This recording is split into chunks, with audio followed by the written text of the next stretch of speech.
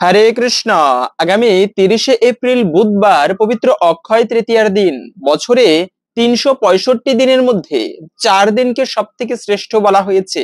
তার মধ্যে অক্ষয় তৃতীয়ার দিন, বিজয়া দশমী এবং কার্তিক মাসের প্রথম দিন আর বৈশাখ মাসের প্রথম দিন, এই 4 দিনের মধ্যেও আবার অক্ষয় তৃতীয়ার দিনটি সব থেকে শ্রেষ্ঠ।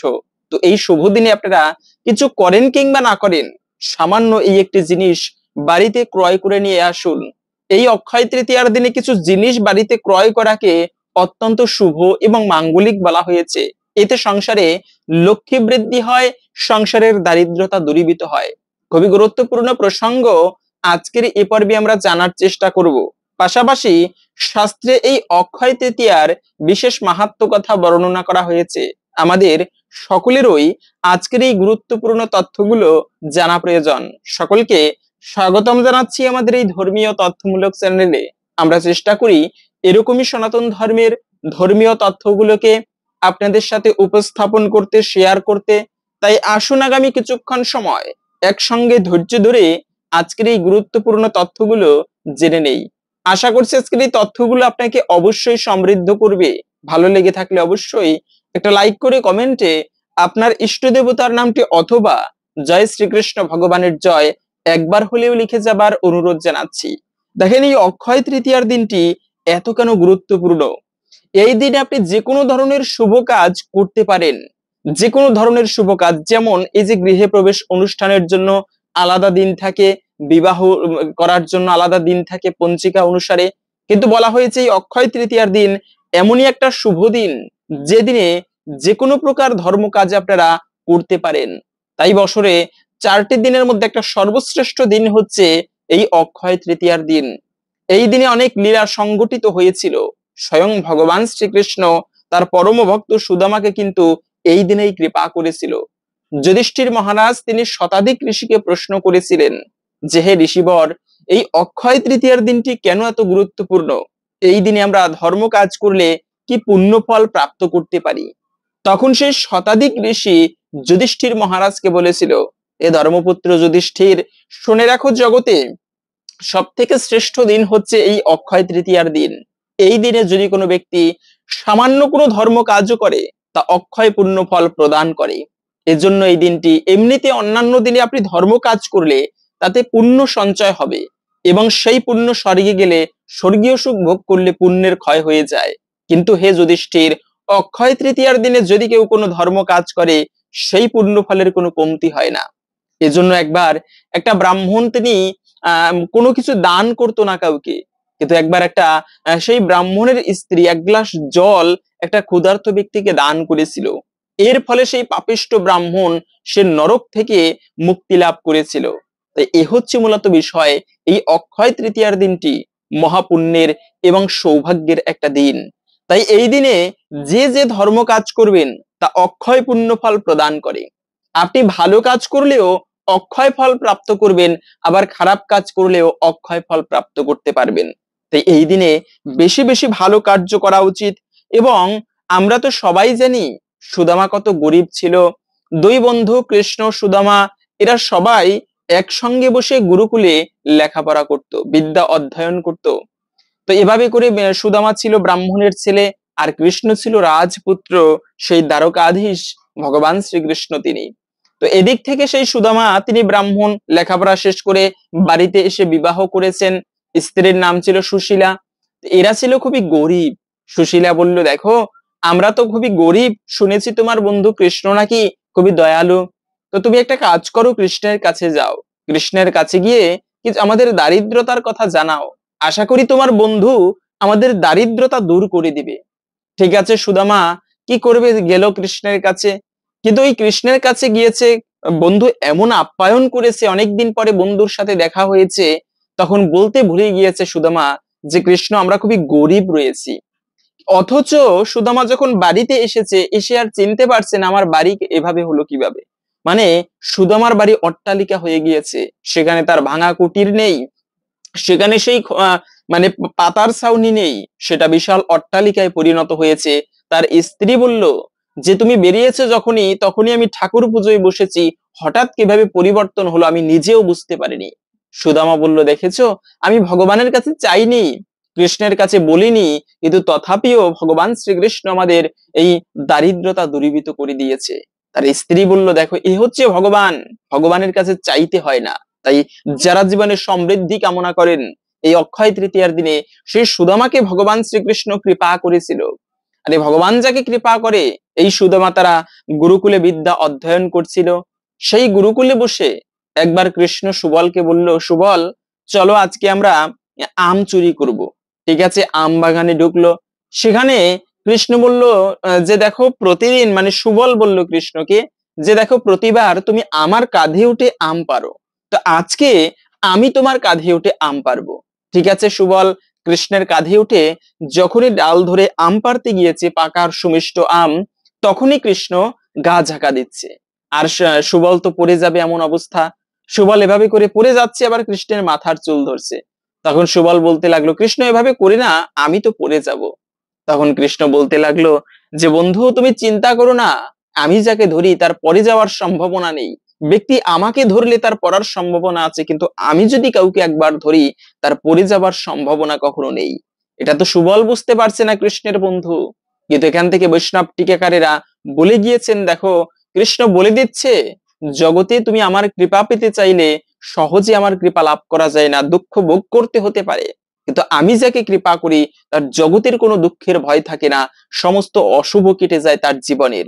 এই জন্য ভগবানের কৃপা হলে ব্যক্তির কোনো অশুভ থেকে না, সমস্ত অমঙ্গল কেটে যায়। হরি যাকে রক্ষা করে, কে তানি মারিতে পারে, জগতের কারো সাধ্য নেই তাকে মারতে পারে।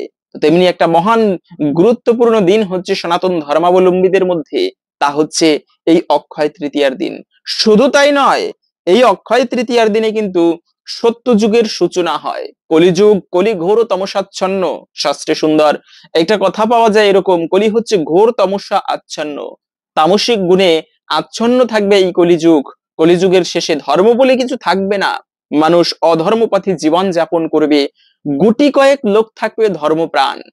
ওই সময় কল্কি অবতার এসে সবাইকে ধ্বংস করে এই অক্ষয় তৃতীয়ার দিনে কিন্তু সেই ধর্ম সংস্থাপন করবে, সত্য যুগ প্রবাহিত হবে, চতুর্দিকে সবাই ধর্মপ্রায়ণ থাকবে, সবাই ধর্ম পথে জীবন যাপন করবে, সজীবতায় ভরে উঠবে, প্রাণ সঞ্চয় হবে, ধর্মপথে সবাই অগ্রসর হবে, জীবন যাপন করবে। তো যে দিনটি থেকে এই কলিযুগের শেষ হয় এবং সত্য যুগের সূচনা হয়, ওই দিনটি হচ্ছে কিন্তু এই অক্ষয় তৃতীয়ার দিন। তাই এই দিনটি থেকে সেই সুন্দর সুশৃঙ্খল ভাবে সবাই জীবন যাপন করবে সেই সত্যযুগ। পাশাপাশি মৎস্য পুরাণে পাওয়া যায়, শুধু সত্যযুগের নয়, এই অক্ষয় তৃতীয়ার দিনটি থেকে কিন্তু সেই দাপুর যুগের সূচনাও অক্ষয় তৃতীয়ার দিন থেকে হয়।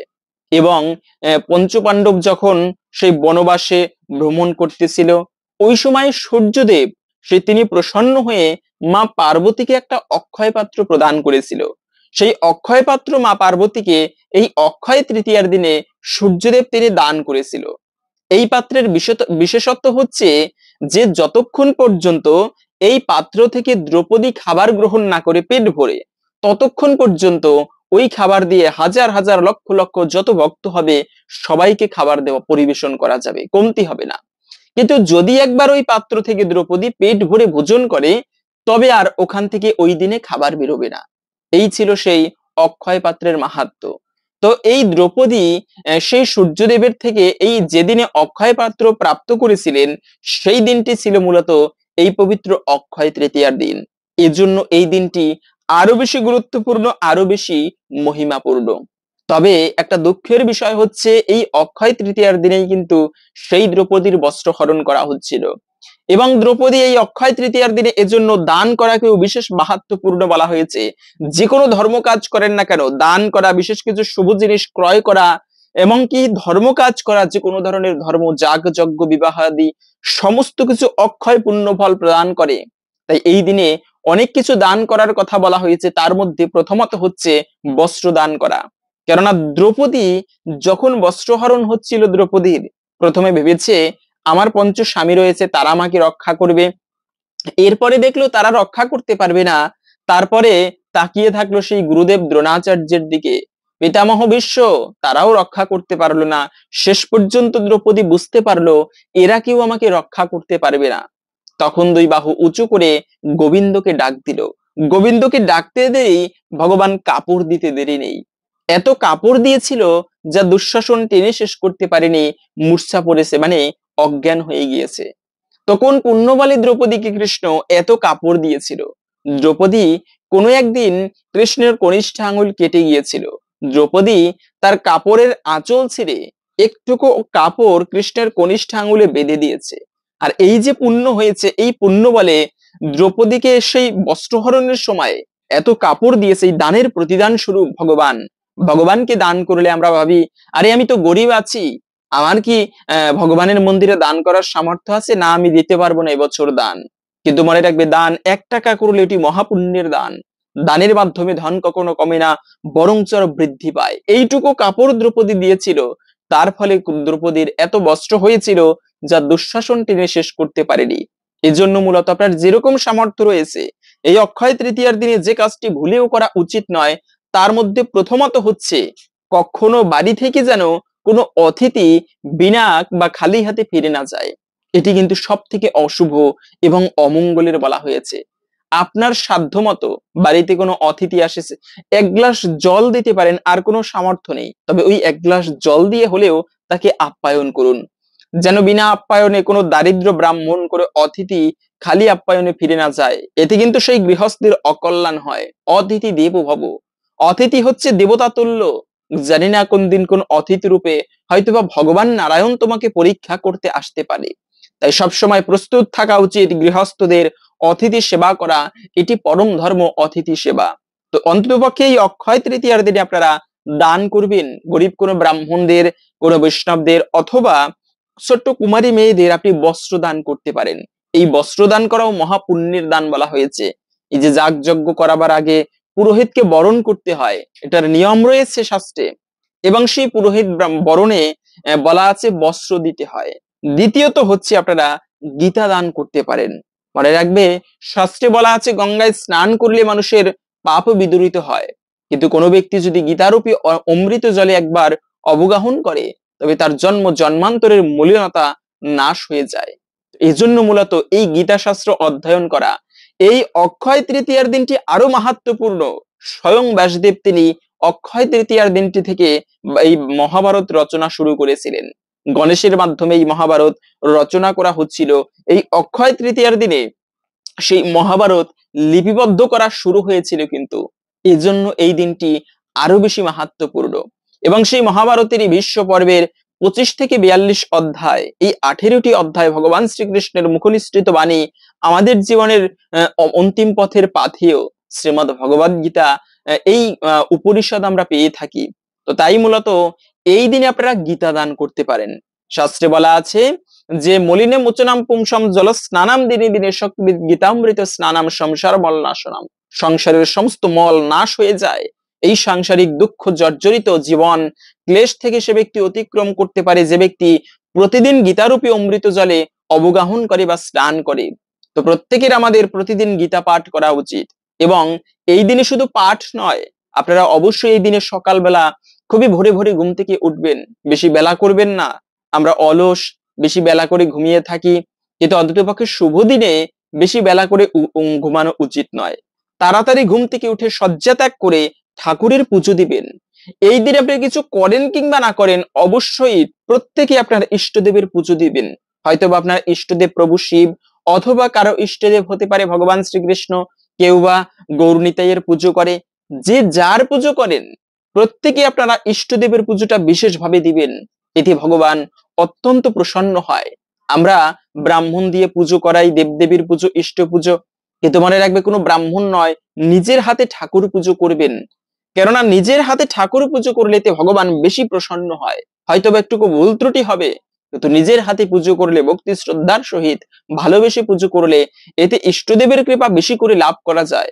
আর যার জীবনে ইষ্টদেবের কৃপা রয়েছে, কোনো অশুভ শক্তির সাধ্য নেই তাকে ক্ষতি করতে পারে, সমস্ত বাধা বিঘ্ন সে ব্যক্তির কেটে যায়।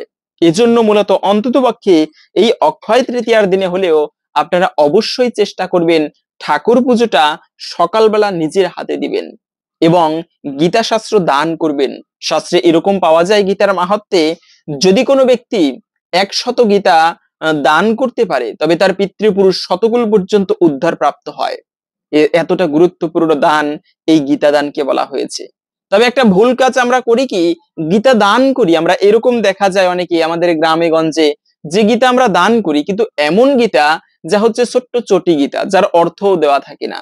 ওই শুনেছি দান করলে পুণ্য হয়, তাই দান করি, কিন্তু যে গীতা পড়া যায় না, সবাই তো আর সংস্কৃত পারে না, বাংলা বুঝতে বাংলা বোঝার জন্য অনুবাদ থাকতে হয়, তো আমরা এমন ছোট ছোট গীতা দান করি সেক্ষেত্রে পড়তে পারে না। তো এমন বই আপনি আমাকে একটা বই দিলেন, আমি যদি পড়তেই না পারি, তবে ওই বই যে দান করে, যে গ্রহণ করে, দুজনের কোনো মঙ্গল হয় না।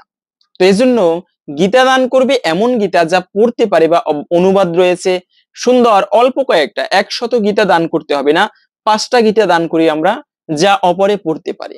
আবার গীতা দান করি কাদের আমরা, যারা বৈষ্ণব, সবসময় গীতা পাঠ করে, যাদের বাড়িতে শাস্ত্রের অভাব নেই, মানে যারা শাস্ত্র গ্রন্থ পড়ে তাদেরকে গীতা দান করি না।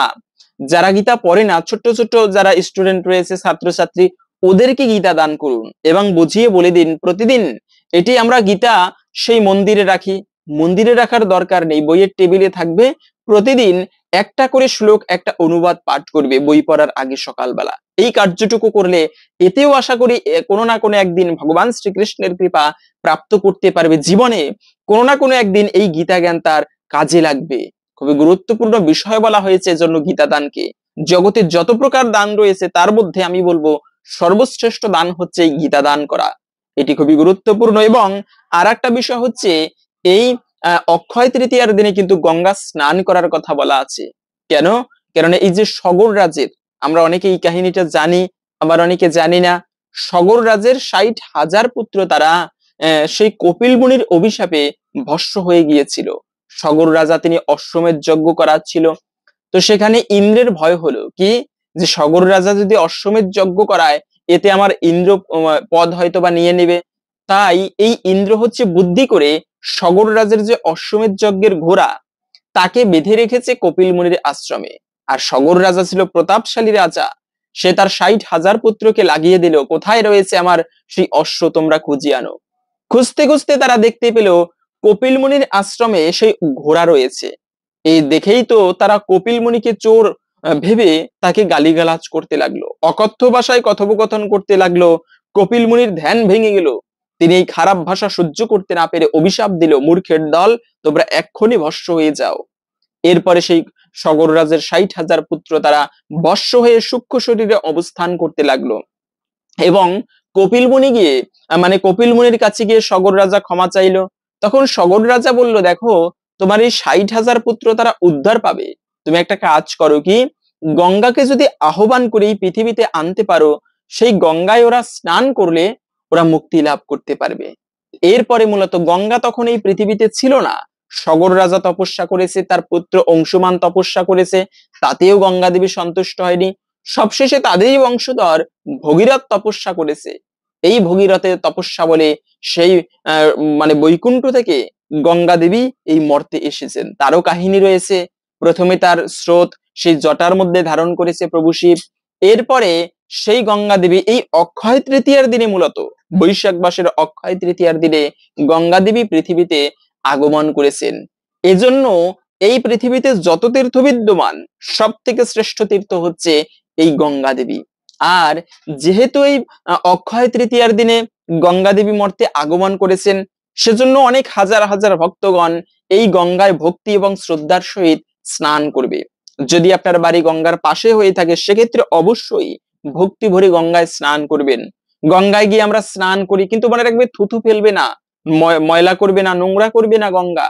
বর্তমানে আমরা নদীগুলোকে দূষিত করে দিচ্ছি, এই গঙ্গা ধীরে ধীরে কলিযুগে বিলুপ্তি প্রাপ্ত হবে।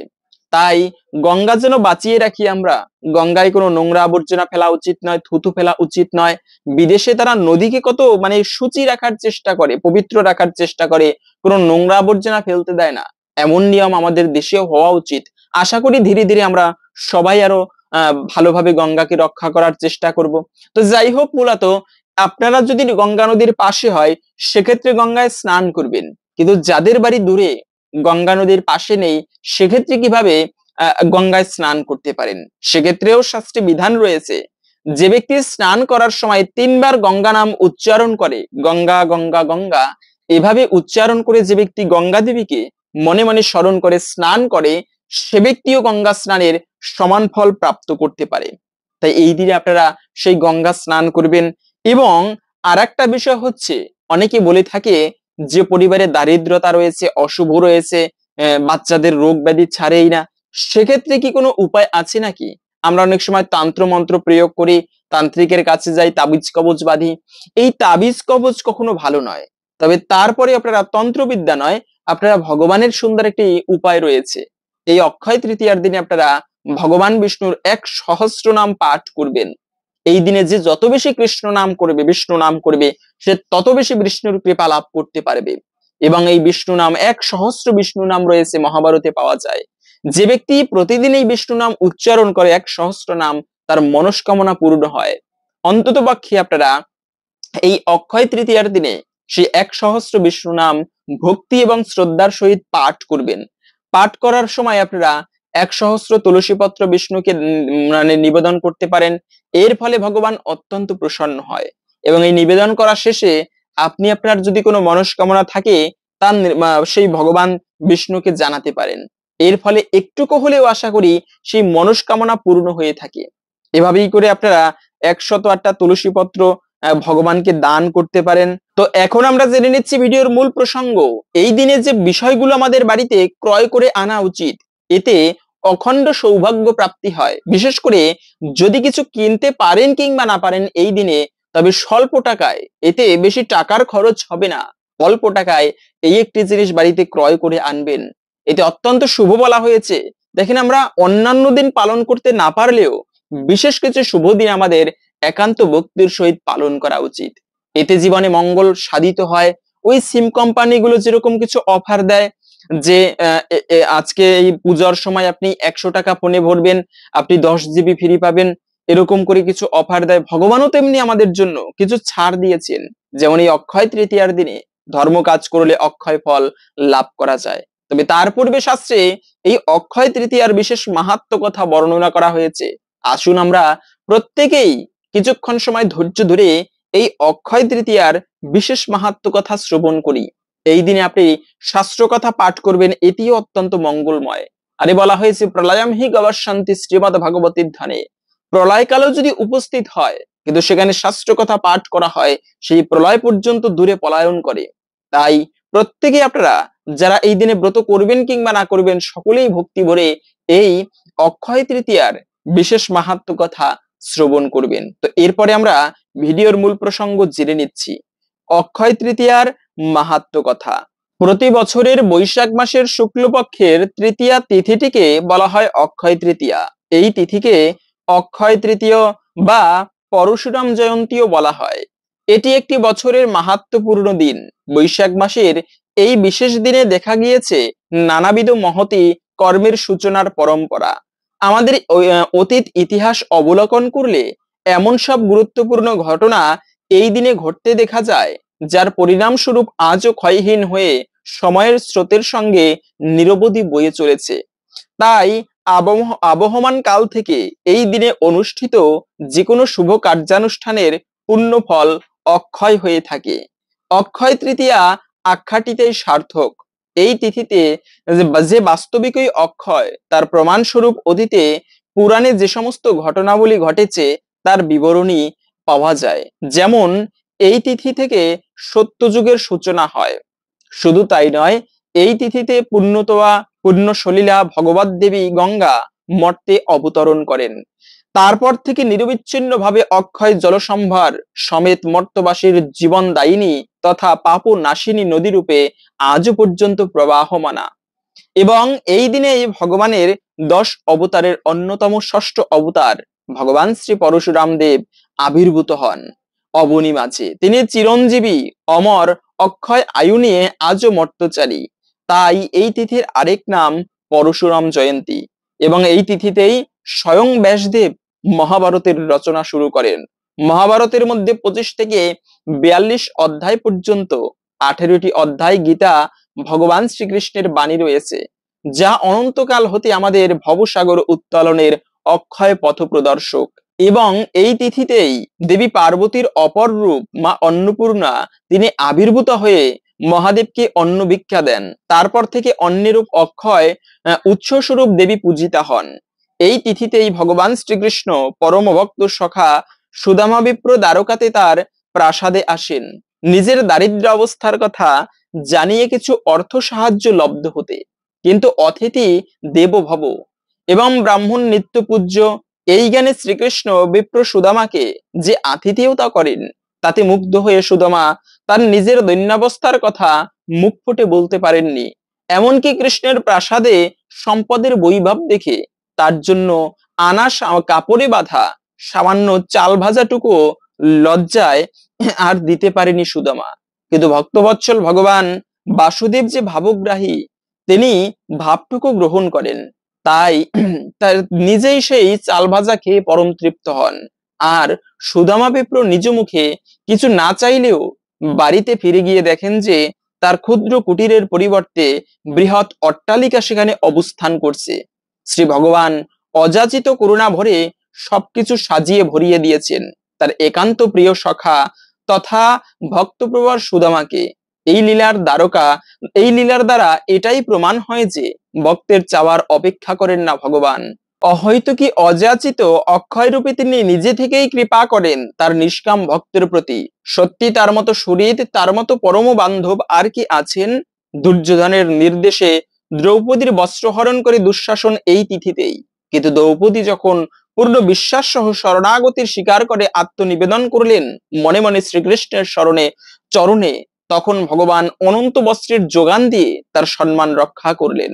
পূর্ণরূপে ভগবানের চরণ কমলে আত্মনিবেদিত হতে পারলে যে ভগবানই রক্ষাকর্তা হয়ে অক্ষয় কৃপা করেন, এই লীলা তারই নিদর্শন। এবং কথিত আছে যে অক্ষয় তৃতীয়ার দিনেই সূর্যদেব পাণ্ডবদের বনবাসের সময় অক্ষয় পাত্র দান করেন। এক থালা অন্ন দ্রৌপদীর আহার গ্রহণের আগে পর্যন্ত যতজন উপস্থিত থাকবে তাদেরকে খাওয়ানো যেত ওই পাত্রের খাবার থেকে। এবং এই দিনে আর একটা বিষয় পাওয়া যায় যে এই দিনেই সেই স্বর্গের কোষাধ্যক্ষ কুবের তিনি কিন্তু মহাদেবের তপস্যা করে এই দিনে বর পেয়েছিলেন ধনবান হওয়ার জন্য। তো একবার ধর্মরাজ যুধিষ্ঠির শতানিক মুনির নিকট ধর্মকথা শ্রবণ প্রসঙ্গে জিজ্ঞাসা করেছিলেন, হে মহর্ষি প্রবার, আপনার মুখে ইতিপূর্বে জলদানের মাহাত্ম্য শ্রবণ করেছি, অধুনা পুনরায় ইহা সবিস্তারে শ্রবণ করার বাসনা করছি, কৃপা করে আপনি তা কীর্তন করুন। শতানিক বললেন, পুরাকালে কর্কশ ভাষী ক্রোধী নিষ্ঠুর ধর্মকর্ম ত্যাগী এক ব্রাহ্মণ ছিল। একদা এক ব্রাহ্মণ ক্ষুধা তৃষ্ণায় কাতর হয়ে তার দ্বারে গিয়ে কিছু অন্ন জল প্রার্থনা করেন। তাতে নিষ্ঠুর সেই ব্রাহ্মণ অত্যন্ত রেগে বললেন, যাও যাও, এখানে ওসব কিছু হবে না, তুমি এখান হতে দূর হয়ে যাও, আমার ঘরে ওসব কিছু নেই। এই কথা শুনে সেই ক্ষুধার্ত ব্রাহ্মণ চিন্তা করতে লাগলেন, তাই তো, এখন কি করি, কোথায় যাই? এমন সময় সেখানে সেই নিষ্ঠুর ব্রাহ্মণের স্ত্রী সুমতি ছিল, সতীসাধ্যী এবং ধর্মপরায়ণা। সে স্বামীকে বলল, প্রভু, ক্ষুধা তৃষ্ণার্ত অতিথি এসে যদি তোমার গৃহ থেকে বিমুখ হয়ে প্রস্থান করে, তাহার বিষণ্ণ মুখ দেখে যদি তোমার প্রাণে বেদনা অনুভব না হয়, তাহলে এই ধন সম্পদ আর সংসার ধর্মের কি দরকার? এই বলে সুমতি সেই ক্ষুধাকাতর ব্রাহ্মণকে পরিষ্কার শীতল জল দিল। সেদিন ছিল অক্ষয় তৃতীয়া তিথি মাহাত্মে, সেই দিন জল দান করায় অক্ষয় হয়ে গেল। হে ধর্মরাজ, বৈশাখ মাসের শুক্লপক্ষের তিথিটিকেই অক্ষয় তৃতীয়া। এই দিনে যে শুভকর্মের অনুষ্ঠান করা হয় তাই অক্ষয় হয়ে যায়।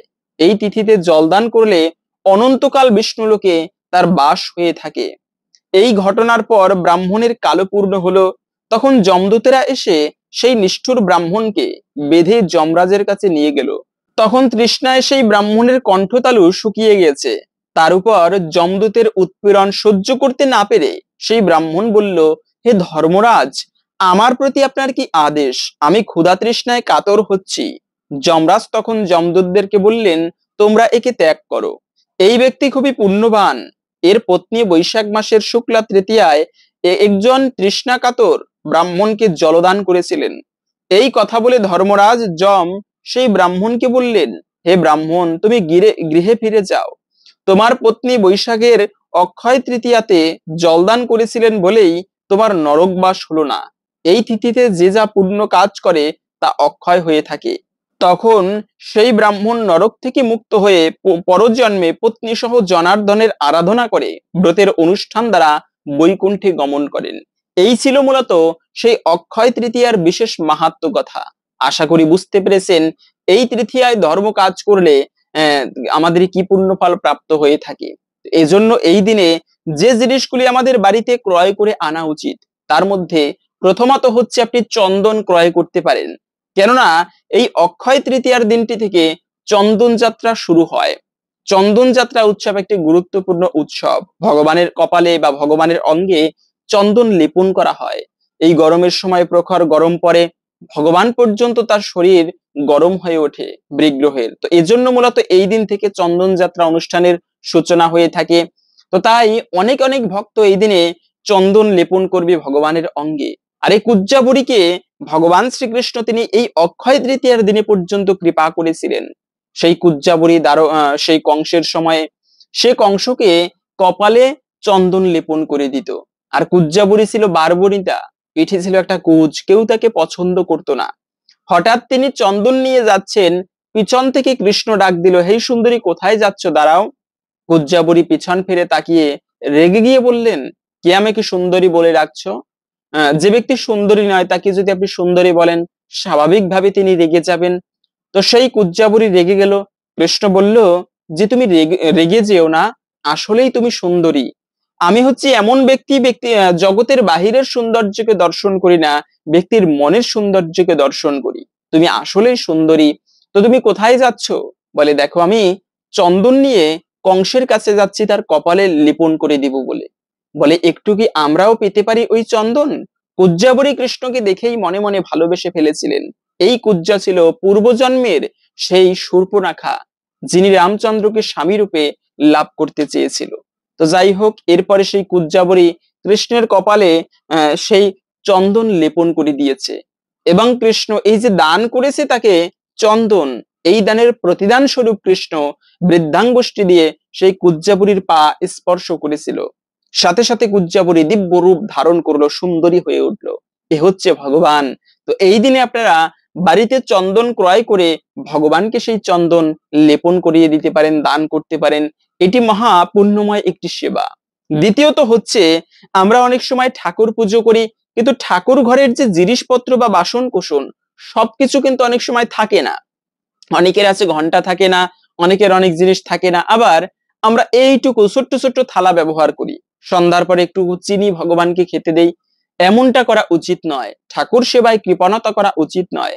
তবে ঠাকুরও আমাদেরকে দিতে কৃপণতা করবে। তো এজন্য মূলত আপনি ভালো সরঞ্জামাদি, চামর পাখা, ময়ূর পাখা, যত জিনিস প্রয়োজন, যে জিনিস নেই আপনার মন্দিরে, সেই ঠাকুর পুজোর জিনিস এই দিনে ক্রয় করা সব থেকে শুভ এবং মঙ্গলের বলা হয়েছে। আপনারা এই দিনে ভালো ভালো পাত্র ভগবানের সেবার জন্য বাড়িতে ক্রয় করে আনবেন। এটি অত্যন্ত শুভ এবং মঙ্গলময়। তৃতীয়ত হচ্ছে, এই দিনে ভূমি ক্রয় করা, ভূমি দান করা, মনে রাখবে অত্যন্ত গুরুত্ব শুভ একটি দান। এই যে কয়েকদিন আগে গেল সেই বরুথিনী একাদশী ব্রত, এই বরুথিনী একাদশী ব্রত মাহাত্ম্যে বলা হয়েছে, যে ব্যক্তি ভূমি দান করে তার মহাপুণ্য হয়। সে ব্যক্তি পরজন্মে এত জমি পায়, এত জায়গা পায়। এই যে যারা রাজরাজা হয় তাদের কিন্তু পূর্বজন্মের সুকৃতি রয়েছে, পুণ্য রয়েছে। আর যারা হচ্ছে গরিব ভিখারি হয়, এদের কিন্তু পূর্বজন্মে কোনো না কোনো অপরাধ বা পাপ রয়েছে। তাই দান করতে হয়। যে ব্যক্তি জীবনে ভূমি দান করে সে ব্যক্তির মহাপুণ্য হয়। পরের জন্মে সে ব্যক্তি এত জমি তার জন্য অপেক্ষা করবে, মানে ভগবান রেখে দেয় বৈকুণ্ঠে, তার জন্য জমি রেখে দেয় স্বর্গে। এটা শাস্ত্রে পাওয়া যায়। এই জমিদান, ভূমিদান অত্যন্ত শুভ দান। তবে অন্ততপক্ষে আপনি এই দিনে দান না করলেও ভূমি ক্রয় করে রাখাকেও শুভ মনে করা হয়। এবং আর একটা বিষয় হচ্ছে স্বর্ণ ধাতু। স্বর্ণ ধাতু অনেক সময় বিভিন্ন তন্ত্র মন্ত্রেও প্রয়োগ হয়ে থাকে, তো এটিকে শুভ ধাতু বলা হয়েছে। তবে অনেকে বলে স্বর্ণের মধ্যে কি কলি থাকে? হ্যাঁ, স্বর্ণে কলি থাকে, তবে সব স্বর্ণ নয়। যে স্বর্ণ হচ্ছে অবৈধ, তো এই জন্য মূলত অবৈধ স্বর্ণ হলে সেখানে কলি থাকে। স্বর্ণ কলি 5টা জায়গায় অবস্থান করে। এক হচ্ছে যারা অসৎ সঙ্গ করে, দ্বিতীয়ত হচ্ছে, এটা ভাগবতের প্রথমে পাওয়া যায়, দ্বিতীয়ত হচ্ছে যারা অবৈধ মানে টাসপাসা জুয়া খেলে, তৃতীয়ত হচ্ছে যারা নেশা করে, এবং যারা প্রাণী হিংসা করে। আর একটা জায়গা কলি চেয়ে নিয়েছিল যে সবই তো আমাকে খারাপ জায়গা দিলেন, আমাকে একটা ভালো স্থান দিন। তখন বলেছিল যে তুমি স্বর্ণে অবস্থান করবে। এই জন্য মূলত অনেকে বলে স্বর্ণ কি খারাপ বা কলি অবস্থান করে কিনা। সেক্ষেত্রে মনে রাখবে যেটা অবৈধ স্বর্ণ, স্বর্ণ বলতে কি টাকা পয়সা বা ঐশ্বর্যের মধ্যে কলি অবস্থান করে, যদি সেটা অসৎ উপায়ে উপার্জিত মানে সম্পদ হয়। তো এই জন্য আপনি এই দিনে স্বর্ণ ক্রয় করে রাখাকেও শুভ মনে করা হয়, তাও রাখতে পারেন। তবে আর একটা বিষয় হচ্ছে আপনারা শঙ্খ ক্রয় করে রাখুন। এই শঙ্খের অনেক মাহাত্ম্য শাস্ত্রে পাওয়া যায়। শঙ্খধ্বনি যদি হয়, তবে যতদূর পর্যন্ত সেই শঙ্খধ্বনি পৌঁছায় তার ভিতরে কোনো অশুভ শক্তি প্রবেশ করতে পারে না। ঠাকুর পুজোয় শঙ্খ ছাড়াও ঠাকুর পুজো সম্পূর্ণ হয় না। তাই ঠাকুর ঘরে আপনি এই দিনে শঙ্খ ক্রয় করে রাখতে পারেন। এই শঙ্খ অত্যন্ত শুভ এবং মঙ্গলের সূচক বলা হয়েছে। শঙ্খধ্বনি করা, ঠাকুরের দর্শন দিতে গেলেও প্রথমে শঙ্খনাদ করতে হয়, শঙ্খধ্বনি করতে হয়। এই শঙ্খ আপনারা এই দিনে ক্রয় করতে পারেন। তবে কিছু কিনতে পারেন কিংবা না পারেন, সামান্য টাকা, কোনো টাকা খরচ হবে না, এই একটি জিনিস আপনি ক্রয় করুন। তা হচ্ছে কোনো মূল্য বা কোনো টাকা, ইহ জগতের কোনো সম্পদ দিয়ে যা ক্রয় করা যায় না, তা হচ্ছে কৃষ্ণ ভক্তি। কৃষ্ণ ভক্তি আপনি ক্রয় করে রাখুন। কিন্তু কথা হচ্ছে দুর্লভ সেই কৃষ্ণ ভক্তি, জগতে কোনো সম্পদ এই কৃষ্ণ ভক্তির তুলনা করা যাবে না কোনো সম্পদ দিয়ে। কোটি কোটি হাজার হাজার কোটি কোটি টাকা দিয়ে যার সঙ্গে কোনো তুলনা হবে না, সেই কৃষ্ণ ভক্তি কিভাবে ক্রয় করব আমরা? সেটার জন্য টাকা লাগে না, কিন্তু একটা বিষয় লাগে, যেটার উপগোস্বামী বলেছেন, কৃষ্ণ ভক্তি রসভাবিতামতি ক্রিয়তামি যদি কুতয়পি লভ্যতে অত্র লৌলাম একলাম মূল্যাম জন্ম কোটি সুকৃতিম নৈব লভ্যতে। আরে যদি কেউ কৃষ্ণ ভক্তিকে ক্রয় করতে চাও, তবে তা কোনো মূল্যের বিনিময়ে যা কেনা যায় না, শুধুমাত্র একটুকু লোভরূপী মূল্য থাকতে হয়, বৈষ্ণবের চরণ প্রার্থনা করতে হয়, তবে তার বিনিময়ে সেই দুর্লভ কৃষ্ণ ভক্তি প্রাপ্ত করা যায়। তো এই কৃষ্ণ ভক্তি আপনারা এই দিন আপনি কিছু করেন কিংবা না করেন, বৈষ্ণবের সেবা দিন। বৈষ্ণব সেবার মাধ্যমে ছাড়িয়া বৈষ্ণব সেবা নিস্তার পায়াছি কেবা। ভগবান অত্যন্ত প্রসন্ন হয় যে ব্যক্তি বৈষ্ণবের সেবা দিতে পারে। তো প্রত্যেককে বলবো আপনারা এই দিনে সেই বৈষ্ণবের সেবা করুন। এর ফলে ভগবান অত্যন্ত প্রসন্ন হবে। এই অক্ষয় তৃতীয়ার দিনে সেই বৈষ্ণব সেবা আপনার অক্ষয় হয়ে থাকবে। হরে কৃষ্ণ। আশা করছি আজকের এই গুরুত্বপূর্ণ তথ্যগুলো জেনে আপনি একটুকু হলেও সমৃদ্ধ হয়েছেন। ভালো লেগে থাকলে অবশ্যই একটা লাইক করে কমেন্টে আপনার ইষ্ট দেবতার নামটি অথবা জয় শ্রীকৃষ্ণ ভগবানের জয় একবার হলেও লিখে যাবার অনুরোধ জানাচ্ছি। ভগবান শ্রীকৃষ্ণের কৃপায় সকলের জীবনে মঙ্গল হোক, এই কামনা করে আজকের ভিডিওটা এখানে সমাপ্ত করছি। হরে কৃষ্ণ।